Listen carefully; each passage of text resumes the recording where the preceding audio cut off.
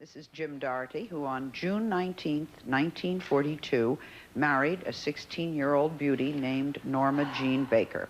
Jim was 21 at the time, and they were married for 4 years. I understand, Jim, that your first date with Norma Jean was arranged. You lived in the same neighborhood, and her mother asked you? They had a Christmas party for the factory where Doc Goddard and Grace Goddard, which were the foster parents of Norma Jean. That factory had a Christmas party, and there was Bebe, who was Norma's foster sister, and Norma Jean needed dates. So I got a date for Bebe, and I took Norma Jean. And things kind of progressed after that. I took her to We movies. don't hear. Was this a full sister, Susan? You did the research. This was the, as he said, this was her family, the foster family. Okay. Yeah. Because whatever happened to that sister? There was, I think, there was a half-sister. Half-sister. Who, I don't know. She's in Bernice, Florida. yeah, she's in Florida. And she, towards the end of her life, Marilyn felt this need to reconnect with family and called her and went to see her. Now, her mother went there. That's where she lived when she died. But Mother really asked you to marry her, right? No, what happened was Grace came to my mother Right. and said to my mother, we are moving to Virginia. Grace is speaking to my mother now. Right. That's the way it goes. Grace was the foster mother. Yeah, Greg Goddard is the foster mother. She says, we're moving to Virginia. We can't take Norma Jean with us. Why doesn't Jimmy marry Norma Jean? So I didn't know about this. I was going with a girl in Santa Barbara named Doris Brennan, who had been the queen of the Santa Barbara Festival, and I was going out with Norma Jean at the same time. So my mother asked me, she says, you know, why don't you marry her? Why would you like to marry her? And I said, sure. I'm going to go in the service. She won't have to go into an orphanage, and we'll get married. So then we started dating seriously for about 6 months. Was she a good cook? Oh, yeah. She only had one problem. That was the time that my brother took all the labels off of the canned goods. But she took it, you know, she was a real good person, and she just laughed, and we never knew what we was having for dinner. Every dinner was a surprise. Now, you say that she didn't smoke or drink, and she worked hard around the house. She was a good housekeeper, that's true, and she was a devoted housekeeper. Sometimes she'd get a little careless. She had a short and some wiring on the floor. We had some water come into the door, and to put... She'd get a little careless. She had a short and some wiring on the floor. We had some water come into the door, and to put the fire out, she threw water on it, and that didn't work too well. But she was a very neat person, and a very loving person. She wanted to have a baby. Yes, she asked me for a baby when I was going in the service. She said, I want a baby. I want a piece of you. I have a letter. Is it all right if I read it? I would always ask. Go ahead. We already have one mascara running, so let's see if I can do this. He's not wearing any. He can cry. This is a letter from Marilyn to her foster mother about her marriage to Jim, dated June 15th, 1944.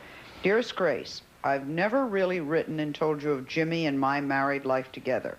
Of course, I know that if it hadn't been for you, we might not have been married, and I know I owe you a lot for that fact alone. I love Jimmy just more than anyone, and I know I shall never be happy with anyone else as long as I live, and I know he feels the same towards me. So you see, we're really very happy together. That is, when we can be together. We both miss each other terribly. We will be married 2 years, June 19th, and we really have had quite a happy life together. When the time came to get divorced, it was her decision. How did she explain this to you? What could she say that would make sense?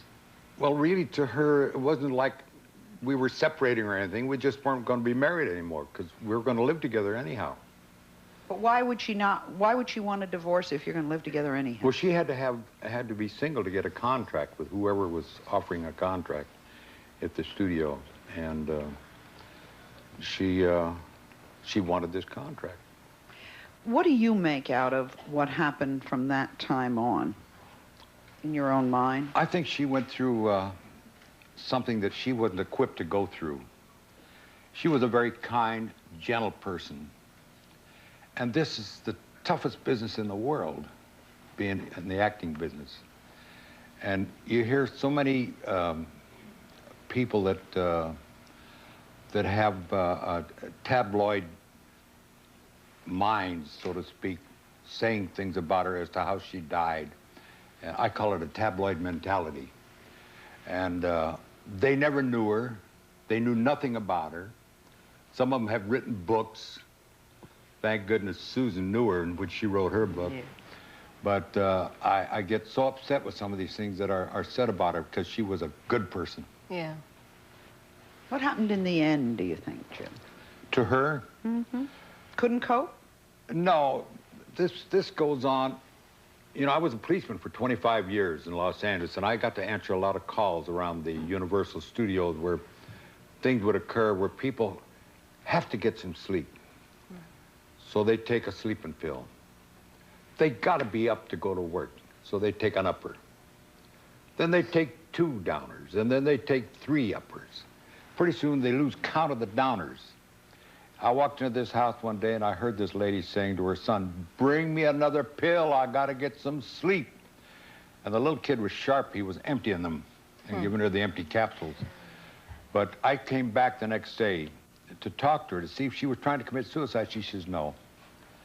I just wanted to get some sleep because I had to work the next day and I was so tired." But Sally, you know, when Jim said something about, well, you know, the business, and it's true that it's the hardest business in the world, but I feel Marilyn felt, at least when I knew her, that she had something, she wanted to do something for the world. Mm-hmm. She felt she wanted that the reason God had put her here was that she was meant to give something, to share something with a lot of people. And I think that if she hadn't gone into the business, her life might have been worse, because if you look at Clara Bow, when Clara Bow quit the business, she wound up with 2 beautiful children, a lovely husband, and totally schizophrenic with a nurse for the rest of her life. No. Because for Marilyn, it was a chance to express all that hidden stuff that when she was growing up she had to hide. Her, you know, the sorrow, the passion, the freedom, you know, her sexuality. She was different. She wasn't normal. She once said to me, "They keep trying to put me in this box called normal, Susan, and you open the box and nobody lives in there anyway. Why are they doing that to me?" She said, "And they expect me to be the anything-goes girl, you know, the happy-go-lucky girl, and I need to find out who I am." So that I think that although the business is a killer and it's a hard business, I somehow think, though, that it also gave Marilyn something that she wanted desperately. I can tell that Jane wants to say something. When we come back... She wanted it desperately. She wanted it desperately. Yeah. You have to. When we come back, we'll talk about the mysteries surrounding her. Maybe talk about her death. Our guests today have different opinions of what really happened. I'll ask you. Take a break.